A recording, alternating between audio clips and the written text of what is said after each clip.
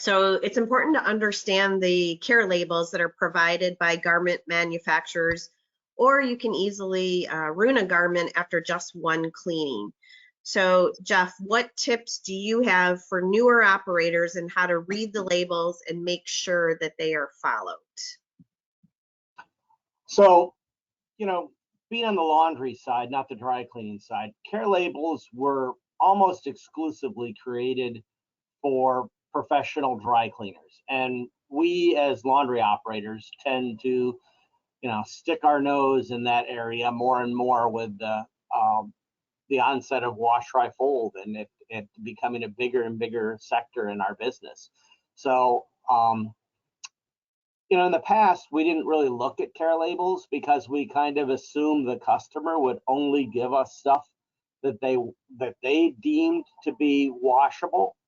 But even in our business, you never know when somebody's going to give you a dry clean garment, or even more deadly than a dry clean garment, that brand new red garment that even could be, cotton and launderable. Were all, huge threats are still huge threats to the laundry industry.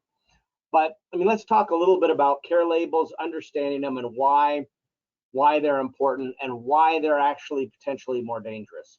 So care labels came about because manufacturers were held responsible for producing a way that you could clean their garments. And our sister agency, the International Dry Cleaners Association, actually has labs that will test the garment if the garment is defective, and it will write up a response that is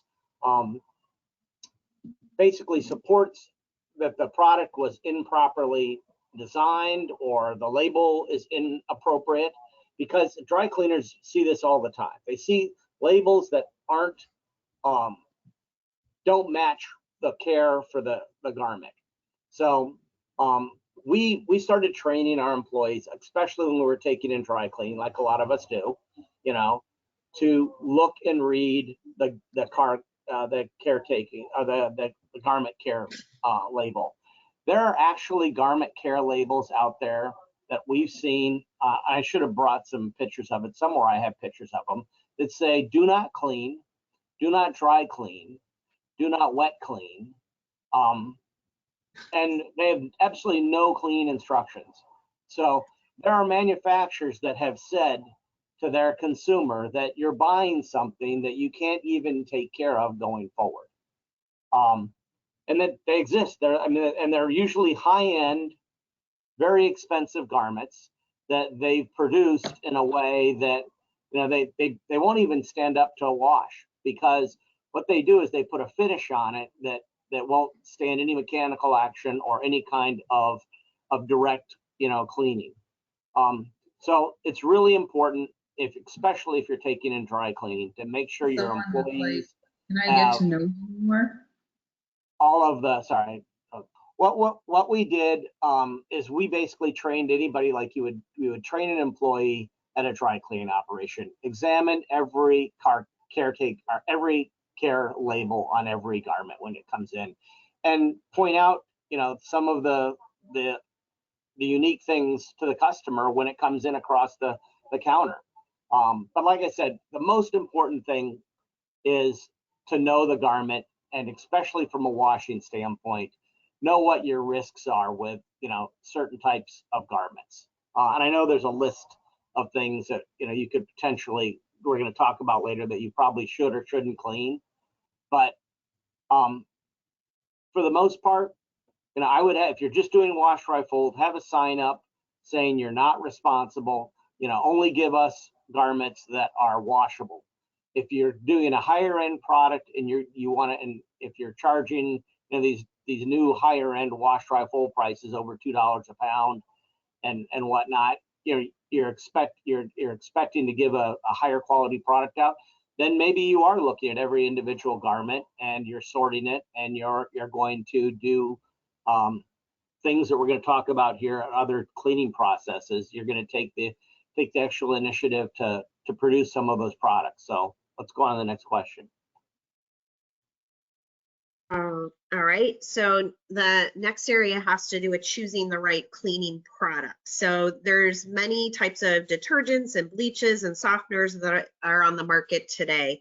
What advice can you give to operators in choosing the right cleaning product for the item they're washing?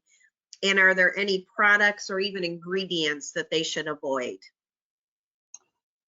Well, for about 10 years, when we were doing really light duty commercial work and really focused on wash, dry, fold. At one of our stores, we really only did wash, dry, fold.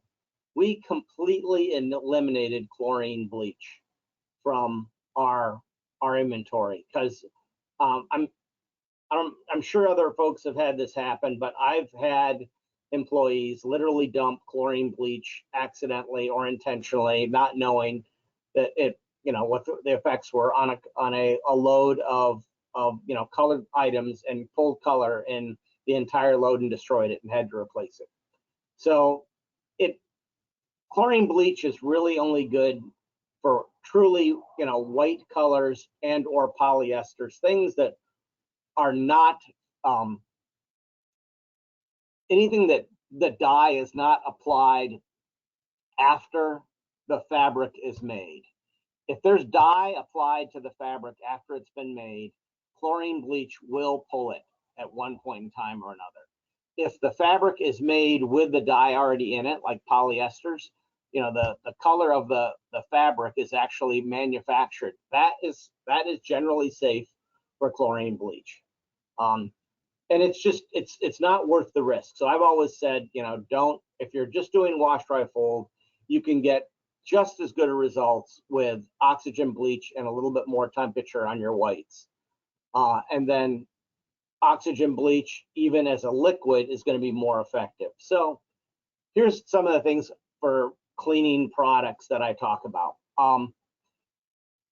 Powdered detergents are always less expensive and more effective if you have the right temperatures to wash in, because they're concentrated. If you're doing quality work in a self-service operation where you don't have your water temperatures or the ability to deliver more than 110 degrees of water temperature inside your drum of your washer. And when I say that, I mean your water heater might be set at 120 or 130, but you're actually probably not going to deliver that directly to the drum. And if it's mixing it all with cold when it goes in, you're not going to get that temperature in the drum at all. Really, the best dry products are going to react and be more effective at temperatures over 110 degrees. You will get some effect out of stuff, down to 80.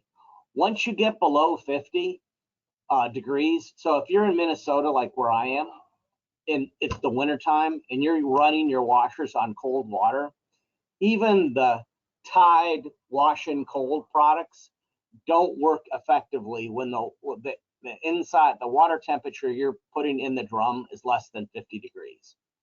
So you really need to make sure that the water temperature it's a real critical part of whatever products you decide to use.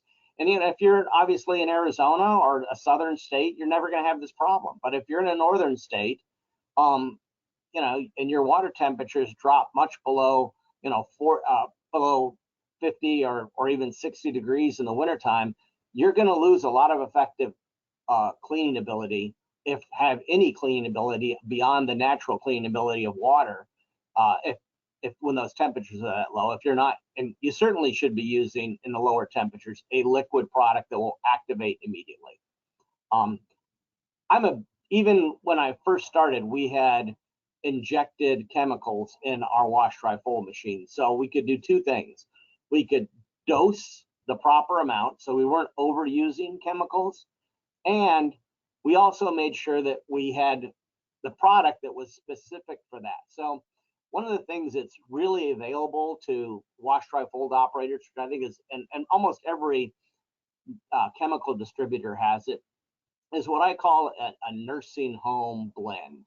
So most nursing homes you know, they deal with a lot of stains, and you know, they deal with urine, feces, you know, food stains, everything that, you know, old people are doing, and they're washing their own laundry internally. A lot of them are, and that's also a great account if you're doing wash, dry, fold. You want to pick up bulk. That's a, you know, they're frequent. I know a lot of folks that do just nursing home laundry, but there's products made specifically, one dose products, which work really well with the equipment that we have in vended laundry, because really there's only one dose in a vended laundry machine for chemicals. So you want a product that's going to work for that. So that would be a product that, and it's generally liquid. It can be injected. Maybe you can turn those injectors off. You can control access to it, or maybe those machines are just completely separate. But that would be a product that I think, and we use it, or I should say, before I sold my business, we use that exact product on our wash, dry, fold. It's a little bit more expensive, but it does a great job because it's built and designed specifically for personal laundry, and personal laundry that are going to have some challenges with it. So what'll be in that is probably some enzymes. It'll probably have a little pH in it, but not too much, so you can balance it out. And it'll also have some chlorinated bleach, some oxygen bleach in there for brightening. And the stuff I've all seen also has natural bluing agents in it that will assist in brightening the clothes. Kind of like what you see, you know, your liquid Tide has got blue in it because that's a dye that helps make garments look fresher. Blue is a natural color blue is naturally in most detergents only because they're trying to reproduce the sheen or the reflectiveness, light reflectiveness of the colors that make them look new again. Products that I think you should have, you know, a good liquid detergent for doing commercial wash, dry, fold, or personal wash, dry, fold. That liquid detergent should have some type of an enzyme in it. Doesn't need to be a lot unless you're doing, you know, if you want to give a really great product to it or a great finished product to it. An oxygen bleach, an optical brightener, and enough surfactant in it that it can, you know, suspend, you know, some heavy soil if needed. And you can, I'm also a big proponent of the color catchers. A few years ago, I can't remember, 10 or 15 years ago, they came out, and even the dry cleaners have a commercial version today that's you can use for multiple loads. You never know when you're going to get a load with what we call fugitive dye. In other words, a dye that did not hold to the garment, just like a red garment the first time you wash it. That's what we call a fugitive dye. It's going to go and attack, or it's going to redeposit itself on everything else in the load.